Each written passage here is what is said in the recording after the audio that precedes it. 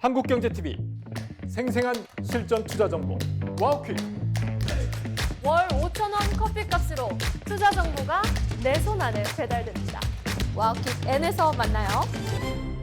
저같이 그냥 평범하게 살아가는 사람들도 작은 데서 또 세금을 절약할 수 있는 방법들이 이 상속세하고 징여세 개정은 좀 많이 물 건너갔다. 사망 전 2년 또는 3년 이내는 이제 돌아가시기 직전에 세무조사에서 굉장히 많이 보는 그런 기간이기 때문에 몰라서 당하는 세금 폭탄이 제일 무섭더라고요. 이 사람 그 다음에는 이자 상환할 능력이 없네? 증여받은 걸로 봐야지. 특히나 좀 더 를 잘 하시면 나중에 세무조사에서 추정이 되는 일은 아주 낮을 것이다.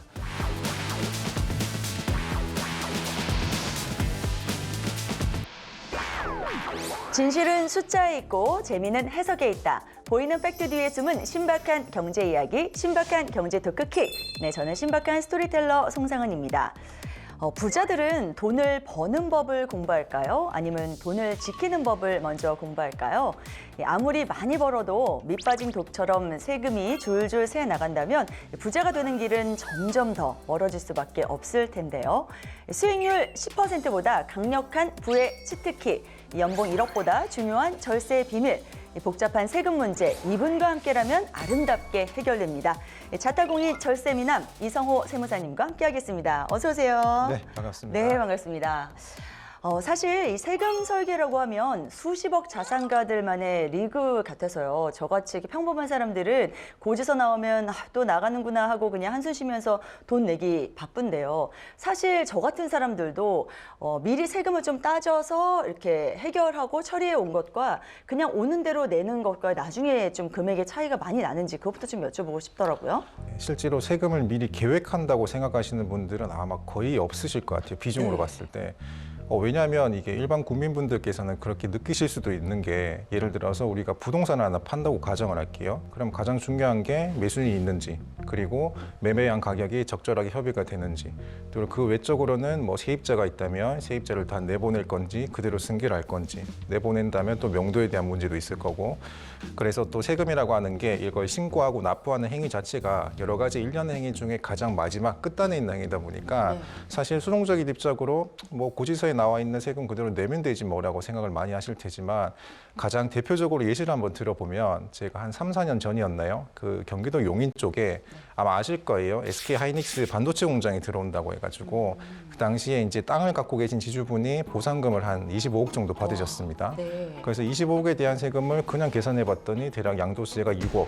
근데 이분께서는 수동적으로 기다리지 않고 내 상황에 맞는 절세 플랜을 찾아가지고 실제로 한 3억 2천 정도 세금을 더 줄여서 한 절반 정도만 세금을 내시고 마무리한 케이스가 있거든요.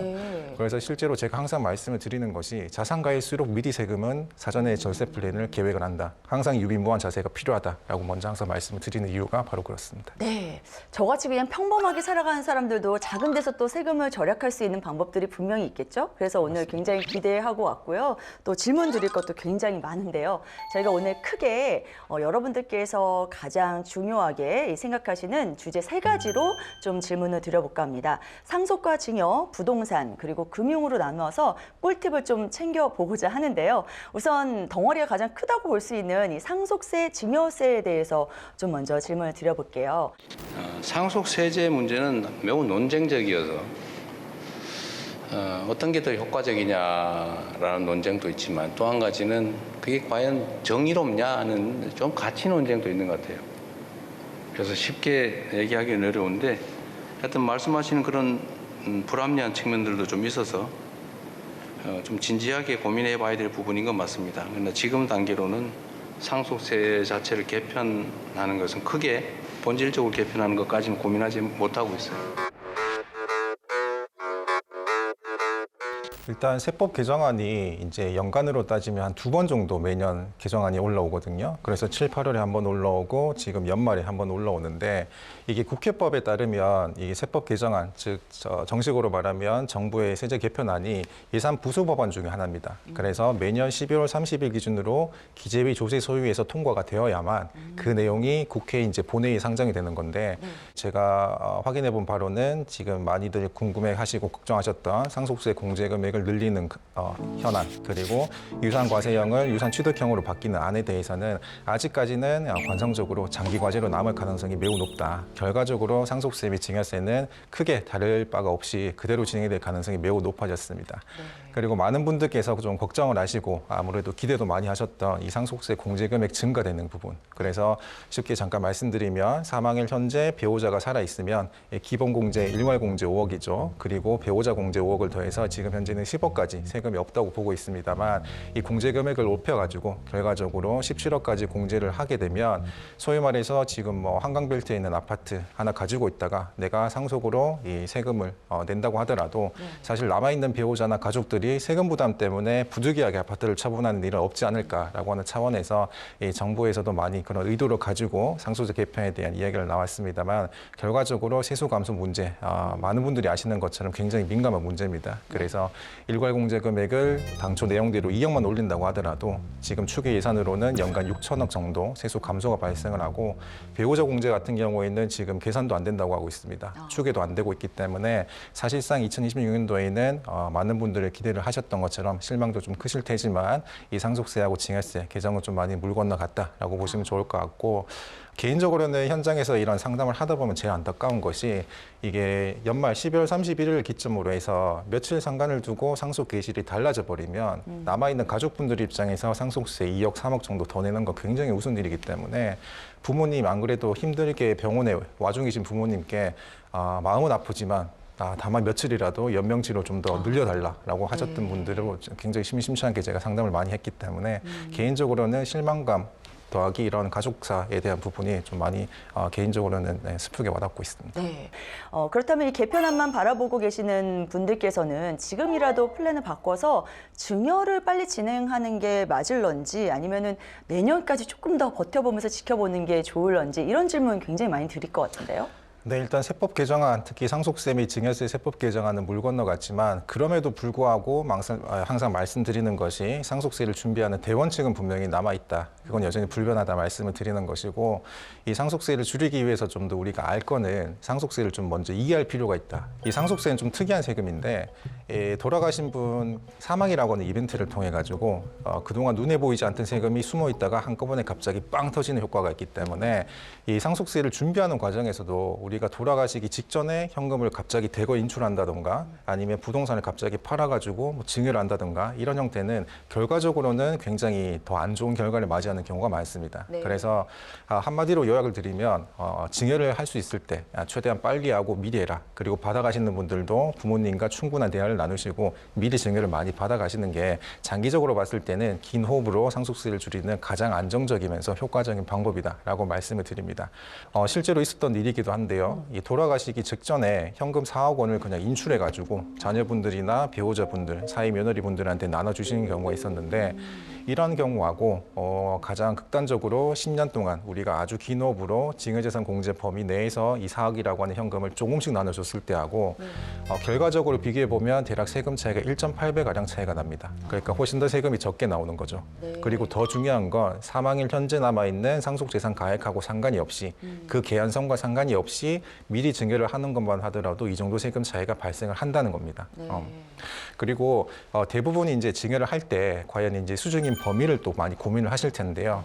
대부분은 사위 며느리를 좀 제외하시는 경향이 아직까지는 많은 것 같습니다. 경우에 따라서. 그렇지만 결론적으로는 이 사위 며느리를 같이 이 수중인 범위에 포함을 하는 것이 결과적으로는 절세에 훨씬 더 도움이 된다. 더 많은 사람들한테 나눠주는 것이요? 예, 맞습니다. 네. 일단은 증여세 같은 경우만 보더라도 상속세하고는 다르게 받아가는 사람이 본인 몫에 대해서만 세금을 내는 계산 구조고요. 그렇기 때문에 훨씬 더 낮은 누진세율을 적용받을 수 있기 때문에 세금 부담도 적을 뿐더러 우리가 증여를 하고 난 다음에는 법정상속인이라고 하죠. 배우자와 직계 자녀 분들 같은 경우에는 이 증여 후 10년 이내 이 증여자가 돌아가셨을 때 나중에 결국 상속재산가액에 포함이 됩니다. 그렇지만 우리가 법정상속인 이외의자, 소위 말해서 손자, 손녀, 그리고 사위 며느리 같은 부분은 이 증여 후 5년까지만 이 사전증여로 인정이 되기 때문에 10년이라고 하는 기간에 비해서는 내가 이미 증여 시점에서 나의 건강 상태나 이 나이를 판단을 해봤을 때 5년이라고 하는 시점이 훨씬 더 부담이 덜하기 때문에 남은 기간 동안은 가족분들하고 충분히 행복한 시간을 보내면서 그 나름대로 또 상속세 준비를 할 수 있는 시간을 마련하셨으면 좋을 것 같습니다. 네. 타이밍도 중요하지만 무엇보다 몰라서 당하는 세금 폭탄이 제일 무섭더라고요. 주변에서 보니까 부모님께서 돌아가시고 나서 이 계좌 이체 내역 때문에 곤란을 겪는 분들이 정말 많던데요. 평소에 가족 간 계좌 이체에서 주의할 점이나 뭐 증빙으로 꼭 남겨둘 것이 있다 뭐 이런 얘기들 주변에서 많이 들어서요. 이 부분도 좀 정리를 쫙 해주시면 좋을 것 같아요. 사실 저희가 상속세 신고를 하면서 가장 많이 검토 시간이 들어가고 또 미래에 나중에 발생할 세무조사를 좀 염두에서 솔루션을 마련하는데 가장 많이 시간이 들어가는 게 바로 돌아가신 망자의 이 금융재산 내역을 보는 겁니다.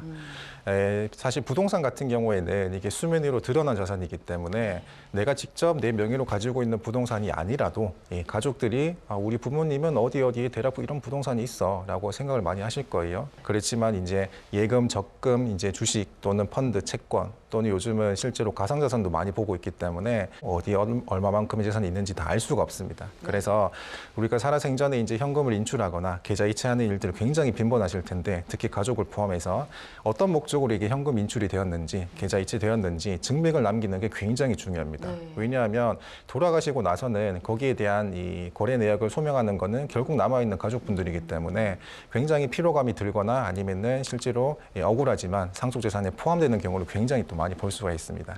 특히나 이제 사망 전 2년 또는 3년 이내는 이제 돌아가시기 직전에 세무조사에서 굉장히 많이 보는 그런 기간이기 때문에 귀찮으시겠지만 가계부를 쓰신다거나 아니면은 우리가 뭐 계좌 이체를 할 때에도 옆에 이 적요란 또는 메모란이 조그맣게 있습니다. 그래서 누구에게 어떤 목적으로 얼마만큼 주는 금액이다라고 이 한 줄 증빙이 실질적으로 나중에 세무조사에서 굉장히 방어할 수 있는 소명력이 큰 그런 증빙이기 때문에 좀 주의를 하시면 좋을 것 같고 또 마지막으로는 세법상 어떤 내용이 있냐면 우리가 추정 상속재산이라고 있습니다. 추정 상속재산이라고 해서 사망일 현재 남아있는 재산은 아니지만 우리가 미리 상속받은 걸로 국가가 추정을 할게.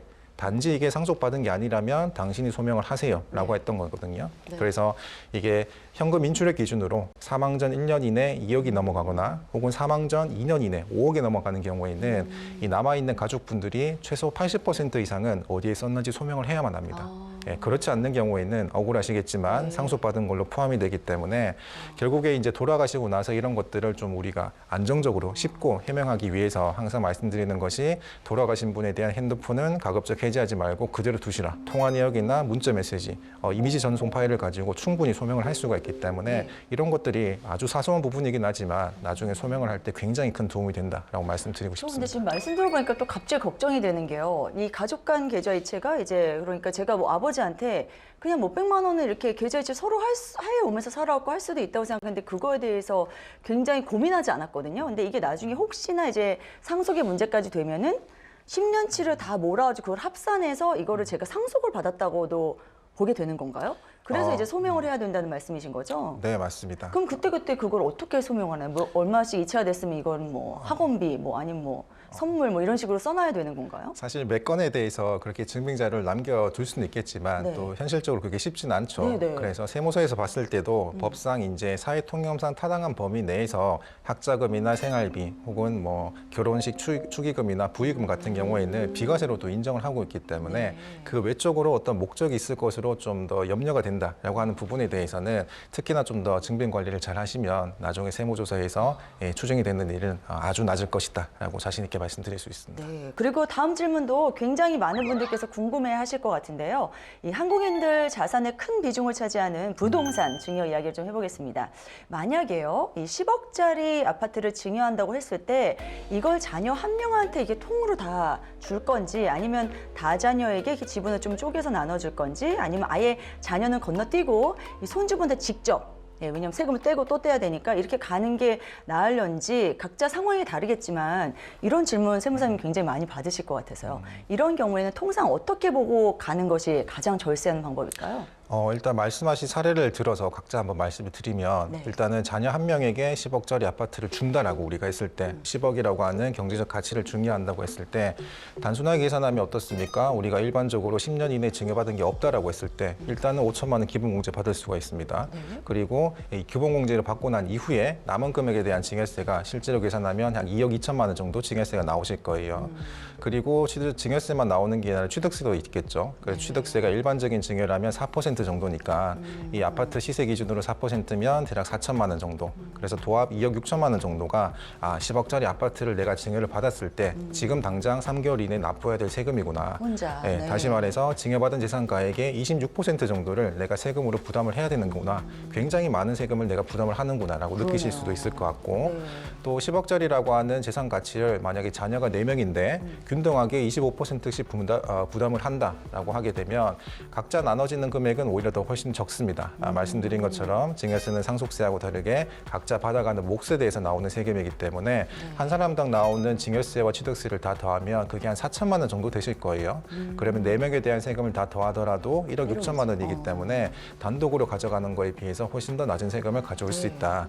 다만 이제 주택 같은 경우에는 기존에 가지고 있는 수증자의 주택 현황이나 주택 수에 따라서 증여를 받았을 때 추가로 합산이 될 수가 있기 때문에 2주택자, 3주택자 혹은 그 이상이 될 수가 있겠죠. 그래서 반드시 주택 같은 경우에는 증여를 받으시기 전에 내가 가지고 있는 주택에 대한 현황을 앞으로 어떻게 운용해 나갈 것이다 라고 수증인하고 증여자분이 서로 충분한 논의를 갖추시고 필요하다면 그 증여에서 아주 배제되는 경우도 하나의 방법입니다. 증여를 받지 않는 경우도 방법이기 때문에 반드시 주택은 사전에 전문가분과 논의를 하셔가지고 전반적인 그림을 좀 정하시면 좋을 것 같고 다주택자분들은 이런 데 함부로 끼어들었다가 배보다 배꼽이 더 클 수 있겠어요. 사실상 굉장히 속된 말로 그냥 혹을 하나 더 붙이는 경우가 있을 수가 있습니다. 네네. 네. 세금이 이렇게 무서운 거군요. 네, 맞습니다. 손주로 바로 가는 경우에는요? 만약에 손주를 바로 가는 경우에는 대부분의 이제 분들이 걱정을 하시는 게 세대를 건너뛴 이 증여다 보니까 할증 과세가 있다. 그래서 일반적인 경우라면 손주에게 적용되는 세율에다가 30%가 할증 세율이 적용이 되는데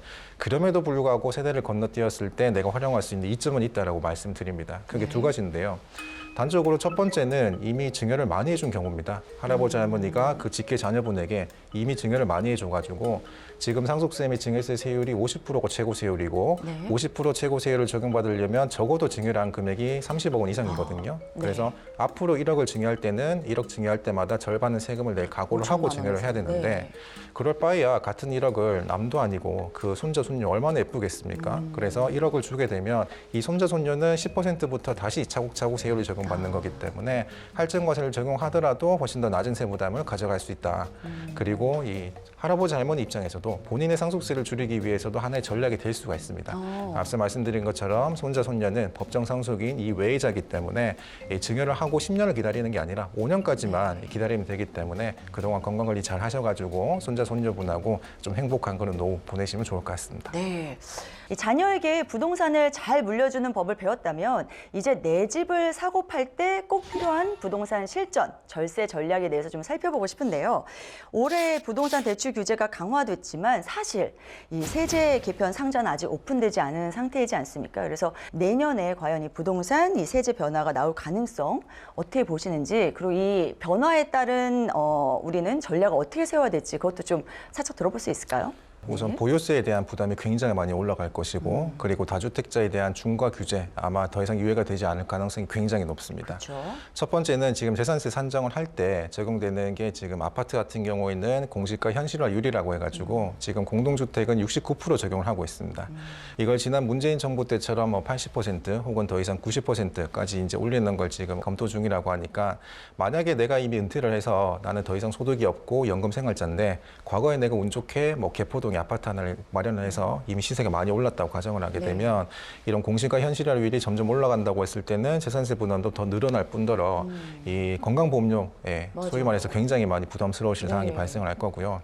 두 번째는 이제 종부세 적용할 때 이 공정시장 가입 비율입니다. 쉽게 말해서 종부세 산정할 때 감면해주는 율이다 보시면 될 것 같아요. 그래서 매년 과세 기준일 6월 1일 현재 기준으로 봤을 때 내가 가지고 있는 아파트의 공시가액이 예를 들어서 실제로는 20억인데 지금 60% 적용을 하고 있으니까 종부세 산정할 때는 20억짜리가 아니라 12억짜리 아파트를 가지고 있구나. 여기에 대해서 세금 내세요라고 하는 거고 지금 1세대 1주택 비과세 요건을 갖추면 지금 기본 공제가 또 12억이기 때문에 다른 요건이 충족이 된다고 했을 때는 지금 이 납부할 종부세는 없죠. 그렇지만 역시 이 종부세도 이 공정시장 가입 비율을 계속 이제 높이는 방향으로 논의를 하고 있는 부분이고 또 요거는 국회 동의 없이 정부가 시행령만 바꾸면 당장 내년이라도 이제 진행을 할 수가 있는 부분이라서 이 보유세에 대한 부분은 좀 민감하게 여전히 남아있는 부분이다라고 보시면 좋을 것 같고 또 마지막으로는 이제 다 많은 분들이 앞에서 알고 계시는 것처럼 내년 5월 9일까지 다주택자 중과 유예를 하고 있죠. 그래서 5월 9일까지 중과 유예에 대한 부분은 더 이상 유예를 하겠다라는 언급이 없으면 자동으로 중과 유예가 끝나는 겁니다. 그렇기 때문에 지금 강남, 서초, 송파, 용산 조정 대상 지역에서 주택을 처분할 때 최고 세율 기준으로 내가 3주택 이상이다라고 하면 적용되는 세율의 30%가 중과가 되고요. 그리고 아무리 보유 기간이 길더라도 장기보유 투표공제를 못 받습니다. 결과적으로는 주택을 많이 갖고 계신 다주택자분들은 대부분 이제 주택임대 사업을 영위하기 위해서 운용을 하시는 경우가 많은데 주택임대 사업 같은 경우에도 과거와는 다르게 이분들이 적용받을 수 있는 세제 혜택이 그렇게 몇 개 많이 남아 있지는 않습니다. 또는 이런 세제 혜택이 나한테 유의적으로 다가오려면 최소한 8년 이상 장기 임대를 하고 있는 이 수준이어야 되기 때문에 처분할 수 있는 건 처분을 하고 똘똘한 한 채로 넘어갈 가능성이 여전히 내년에도 높지 않나라고 개인적으로 보고 있습니다. 자, 그리고 신혼부부나 사회초년생들께서 이제 집을 이제 마련하려고 할 때 가장 궁금해하는 부분이 자금 출처 조사잖아요. 그래서 이 부분도 좀 여쭤보고자 합니다. 사실 모아놓은 돈이 많지 않기 때문에 뭐 부모님 도움이라든지 좀 도움을 받아서 주택을 마련하는 경우가 굉장히 많은데 이럴 때도 굉장히 주의해야 될 사항들이 많다고요.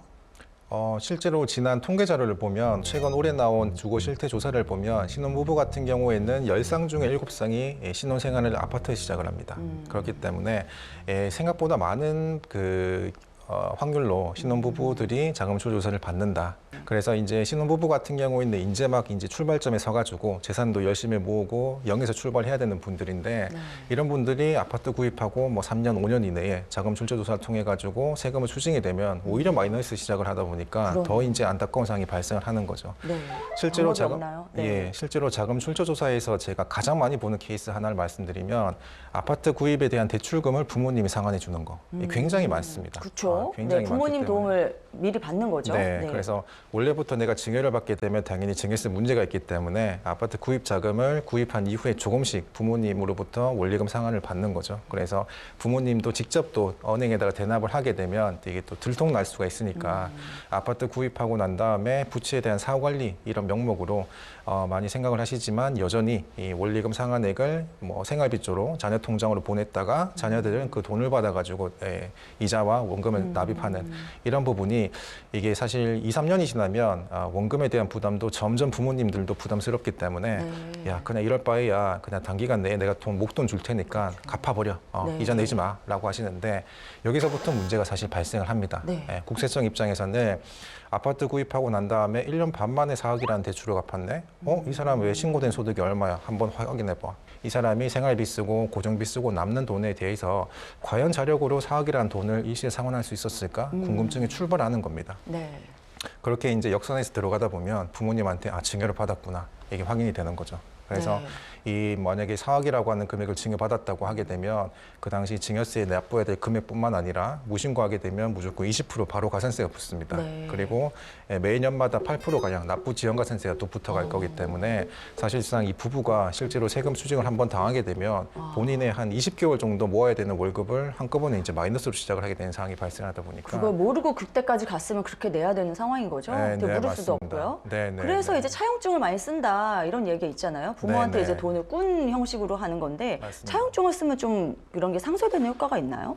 차용증을 대부분 대부분 잘 아실 거예요. 연간 법정 이자율이 4.6%다. 그리고 이자도 연간 1,000만 원 이상 차이가 나면 안 된다. 내가 적정하게 이자를 줘야 된다 하실 텐데 의외로 모르시는 게 딱 두 가지가 있습니다. 첫 번째는 이 사용증을 쓰는 날 현재, 쉽게 말해서 돈을 빌려주는 날 현재 부모님의 건강 상태, 나이를 한번 꼭 확인해 보시라. 실제로 차용증 내용들을 계산을 해보면 부모님 나이가 지금 80대인데 이걸 다 상환을 하게 되면 나이가 120살, 130살 이렇게 산출되는 경우가 많아요. 그러니까 차용증을 애초에 잘못 썼다는 거죠.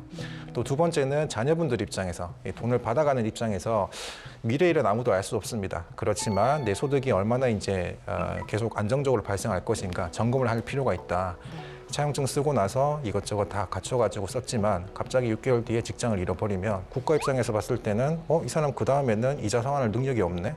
증여받은 걸로 봐야지라고 볼 수가 있기 때문에 생각보다 차용증 자체를 적었다 안 적었다라고 하는 사실관계보다 이 전후 사정에 대해서 좀 많이 내가 어떻게 소명을 할 수 있을까에 대한 준비가 좀 더 필요하다 보시면 좋을 것 같습니다. 단순히 제가 돈을 뻗고 차용증을 썼고 이자를 맞습니다. 갚는다 해서 되는 문제 아니군요. 굉장히 네, 합리적인 스토리라인이 좀 형성이 돼야 되네요. 맞습니다. 예, 알겠습니다. 네, 이제 마지막으로 주식과 예금, 금융자산 이야기로 넘어가 보겠습니다. 주식 투자자들이라면 2026년을 앞두고 이 국회 본회의를 통과한 배당소득 분리과세 법안이 가장 궁금할 텐데요.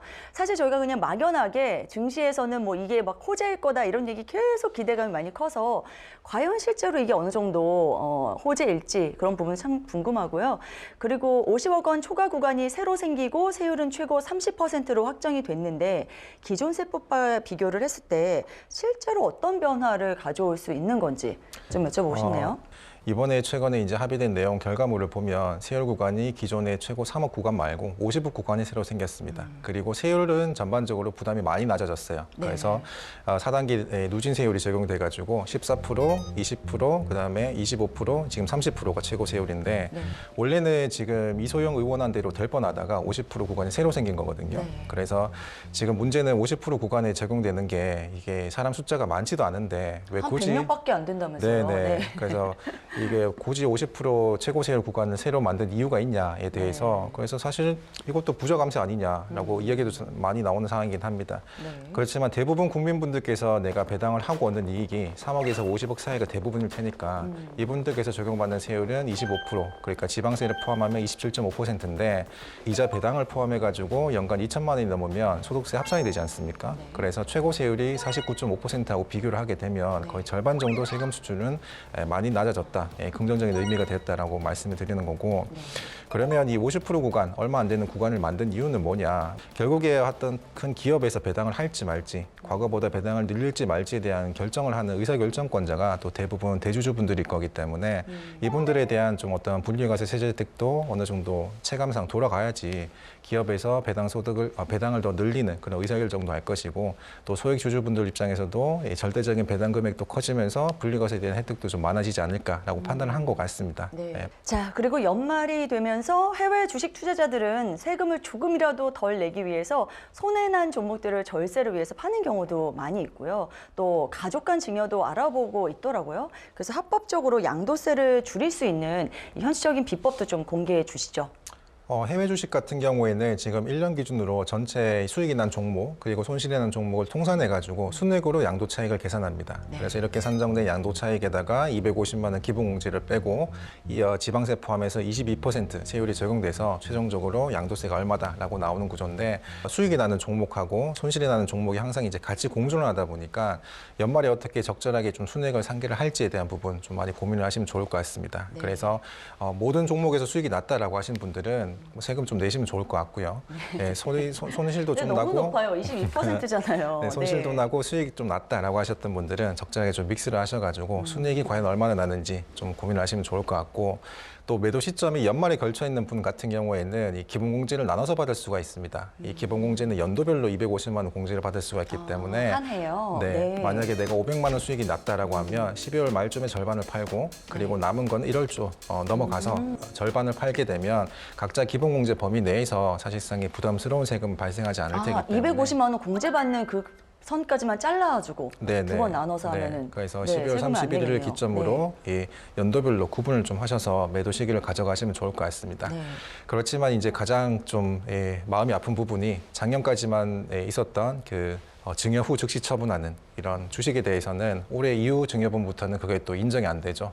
해외 주식에 대해서도 부동산처럼 1년이라고 하는 2월과세 규정이 적용되고 있기 때문에 작년까지만 해도 어떻습니까? 연말에 우리가 배우자 같은 경우에는 6억까지 공제가 되고 그리고 자녀 같은 경우에는 성인 자녀는 5천만 원까지 공제가 있기 때문에 내가 해외 주식에서 아무리 많은 뭐 수익이 난다고 하더라도 그게 6억이 넘지 않으면 사실 배우자 간에 이렇게 뚝딱뚝딱 해서 증여받고 즉시 처분을 하게 되면 그 당시까지만 하더라도 하더라도 증여받은 시점 기준으로 처분하는 시점하고 큰 차이가 나지 않기 때문에 양도 차익이 거의 없거나 있다고 하더라도 그냥 시간 차이에 대한 단수 정도 발생을 했습니다만 올해 이후 증여분부터는 증여받고 1년 이내 처분을 하게 되면 증여받은 시점이 취득 금액이 되는 게 아니라 증여해준 분의 과거 취득 시점을 기준으로 양도 차익을 산정을 하는 거라서 사실상 많이 쉽지 않다. 네. 그래서 결과적으로 해외 주식을 하는 분들 같은 경우에는 너무 연말에 수익이나 손실이 많이 몰리지 않도록 좀 잘 조정을 하셔가지고 포트폴리오 잘 구성을 하시면 좋을 것 같습니다.